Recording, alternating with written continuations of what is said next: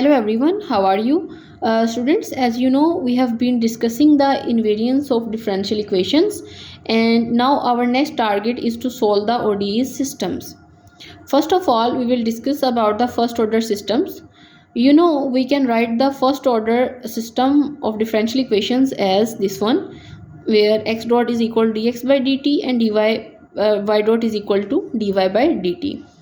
And obviously here it is equal to some function of txy and g of txy.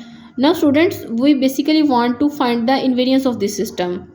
We consider invariance of this system under the infinitesimal transformations. Remember students, when we are just given the values of values of our function in terms of two variables like x and y, there we have written down these two transformations like x bar and y bar. But now we want to find the infinitesimal transformation for t also. So I have written t bar is equal to t plus epsilon capital T of txy plus order of epsilon square, and in the similar way all the two values are same.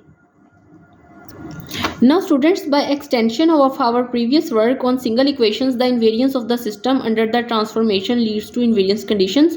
Means if we want to find the invariance of a system, then definitely the least invariance condition will be equal to gamma 1 of delta at delta is equal to 0, that is equal to 0, where delta refers to the system.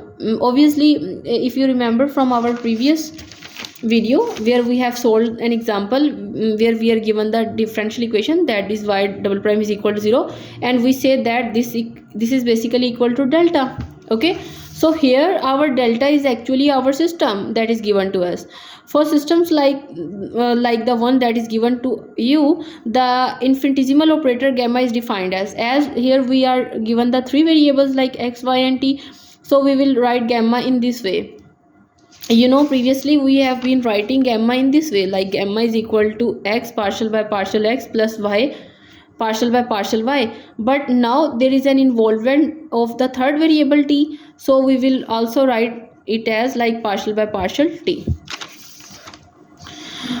Now students, with the first extension defined as, and if we want to write gamma 1, then obviously gamma 1 is equal to gamma plus x of t partial by partial x dot plus y of t partial by partial y dot. And if you want to find the higher order extensions, then you can write gamma 2 and up to so on in this way. Now students, the extended infinitesimal transformations are actually means obviously if you are trying to find gamma 1, then you need to find the value of x of t and y of t. So their values are given by these ones, and where the total differential operator, here you can define it as this way, like you need to write partial by partial t if you are writing it like d of t, then partial by partial t plus x dot partial by partial x, or you have to write the value of y dot, because you know students, in your equation you are given the system of two ordinary differential equations where you are given the value of x dot and y dot. Okay, so the total differential operator should involve these two values.